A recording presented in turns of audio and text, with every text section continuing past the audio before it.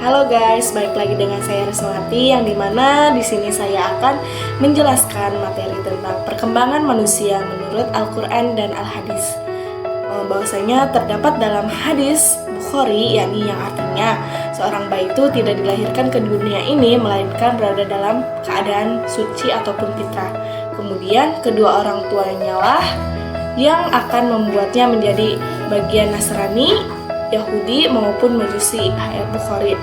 Nah, dari hadis ini menunjukkan bahwa anak-anak, terutama anak kecil yang berada pada masa pertumbuhan awal, itu seperti kertas putih yang dimana yang masih bersih. Kemudian apapun yang diberikan orang tuanya dalam mendidik anak tersebut, itu ke jalan yang baik maupun ke jalan yang buruk, itu tergantung dari bagaimana seorang ibu itu mendidiknya. Oleh karena itu, sudah menjadi tanggung jawab orang tua dan keluarga sebagai lingkungan utama untuk menyelenggarakan pendidikan yang bijaksana dan berbasis agama. Pendidikan juga perlu untuk anak usia dini dalam hal ini, yakni sekolah formal maupun pendidikan dari orang tua, dapat dinilai sangat krusial dalam pembentukan karakter anak. Masa anak usia dini memerlukan masa krusial yang membutuhkan pendidikan dan pengajaran sejak dini mungkin. Beberapa ahli pendidik berpendapat bahwa masa anak usia dini memerlukan masa perkembangan yang sangat berat bagi kehidupan seseorang, yang dimana anak tersebut memiliki dunia dan karakteristik tersendiri yang jauh berbeda dari dunia dan karakteristik orang dewasa. Anak sangat aktif, dinamis, antusias, dan hampir selalu ingin tahu terhadap apa yang dilihat dan apa yang didengarkannya.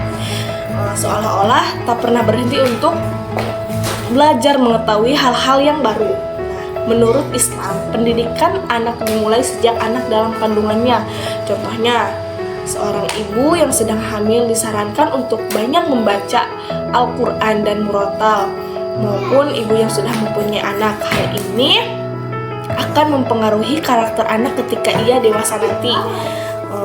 Hal ini juga merupakan petunjuk bahwa bayi dalam kandungan tersebut terdidik dengan baik. Nah, anak perlu membantu orang tua dalam aspek pertumbuhannya, termasuk fisik seperti motorik dan mental. Hal ini memberikan teladan yang baik bagi seluruh keluarga dan orang lain yang berhubungan dengan anak, yang dapat membantu prosesnya ini. Tidak hanya cukup dalam pendidikan orang tuanya saja, seperti itu. Baik, materi selanjutnya yakni perkembangan anak usia dini dalam agama. Nah, setelah kita mempelajari tahap perkembangan manusia menurut Al-Quran dan As-Sunnah, bahwasannya menurut ahli pendidikan Islam terdapat tahap perkembangan anak usia dini dalam agama harus dimulai dengan yang pertama itu masa janin atau perut ibu. Nah, masa ini juga dikenal sebagai marhalah al-janin, yang dimana karena proses terjadinya manusia dimulai di perut ibu, yang dimana terdapat dalam hadis Ibnu Bashar, yakni asyakiyu man sakiya fi batni ummihi wa sayyidu man sayyida fi batni ummihi, yang artinya orang yang menderita adalah orang yang merasa sakit sejak dalam kandungan ibunya. Orang yang berbahagia adalah orang yang bahagia sejak dalam kandungan ibunya.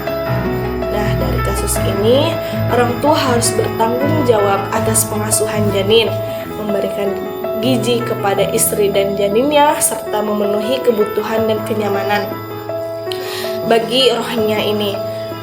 Kemudian proses pendidikan di masa atau fase ini bertujuan untuk memaksimalkan sarana pendidikan spiritual Islam, atau yang disebut dengan wasilah al-tarbiyah ar-ruhiyah. Sebagai contoh, dia mendengarkan Al-Quran, berzikir, dan berdoa, serta kebiasaan ibadah dan amal sahih yang dilakukan oleh ayah dan ibunya dalam keluarganya. Kemudian selama 120 hari, orang tua terutama ibunya harus rajin beribadah, berdoa untuk memastikan bahwa rezeki, ajal, dan amal putra-putrinya akan diberikan oleh Allah SWT, seperti yang ditunjukkan dalam hadis Al-Bukhari dan Muslim. Nah, hal ini hanya dicapai dalam pendidikan non-formal, yaitu dalam keluarga, di mana peran ayah dan ibu adalah yang paling penting. Nah, kemudian itu yang kedua yakni masa asuhan. Masa asuhan ini juga dikenal sebagai marhalah arodhah wal fitham, adalah fase neontus yang dimulai dari kelahiran hingga usia 2 tahun. Si anak masih lemah dari segi fisik dan mental pada usia ini, sehingga perkembangan biologisnya bergantung pada ASI. Selama 2 tahun, ibu diharapkan dapat memberikan teknik penyusuan. Dalam proses ini yang paling penting adalah peran kasih sayang yang diterima anak dari pelukan atau sentuhan ibu saat menyusui. Pada tahap ini juga pendidikan kembali kepada ayah dan ibu untuk menyediakan asupan gizi bagi ibu dan bayinya serta membiasakan hidup yang bersih, suci, dan sehat. Bahwasanya ibu juga disarankan untuk menjaga wudhu saat menyusui, berdoa saat menyusui, dan ambil makan dan minum yang halal dan tabian. Saat ini adalah saat yang tepat untuk membiasakan diri dengan berbagai pengalaman, seperti mengazani bayi atau mengenal kalimat tabiah kepada anak-anak sejak dini, serta mendengarkan bacaan Al-Quran, berzikir, dan semua nyanyian yang baik dan merdu itu kita berikan kepada anak. Nah, yang terakhir ini yakni masa kanak-kanak. Masa kanak-kanak juga dikenal sebagai marhalah atufulah wa al-asbiyan, yaitu dari lahir hingga masa kolusi. Nah, ini juga dikenal sebagai al-hilm, yakni mimpi basah. Tahun dimulainya yakni dari 2-7 tahun dan 7-14 tahun, yang berarti ada 2 tahap usia. Masa kanak-kanak awal dari 2-7 tahun dan masa kanak-kanak akhir yakni dari 7-14 tahun.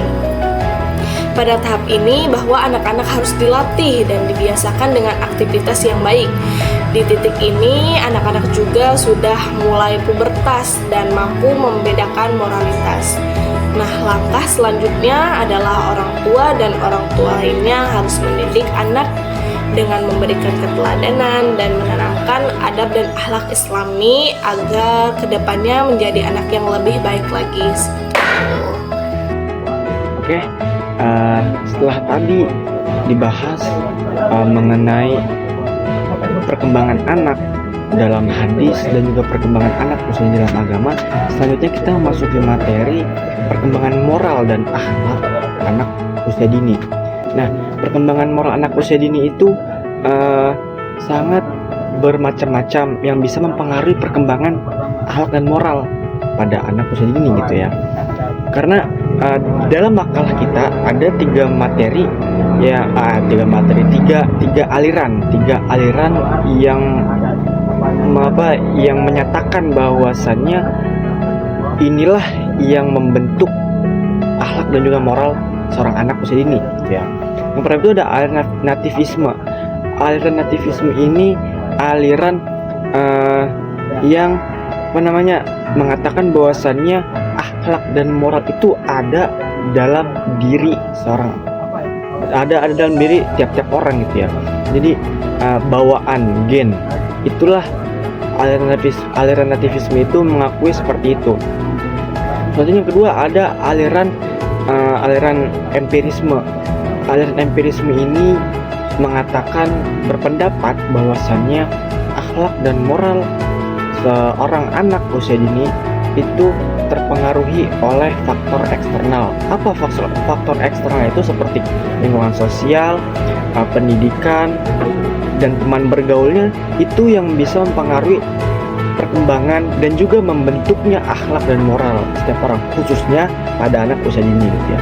Karena membentuk moral itu, membentuk akhlak itu memang bagusnya sebelum memasuki usia remaja, sebelum memasuki usia balik.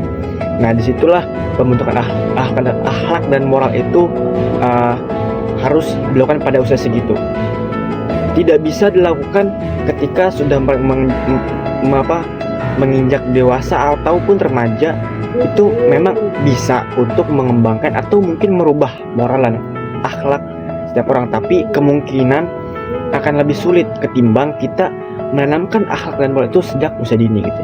Nah, tadi ada dua aliran. Yang pertama ada aliran nativisme dan yang kedua aliran empirisme. Yang ketiga itu ada aliran konvergensi. Aliran konvergensi ini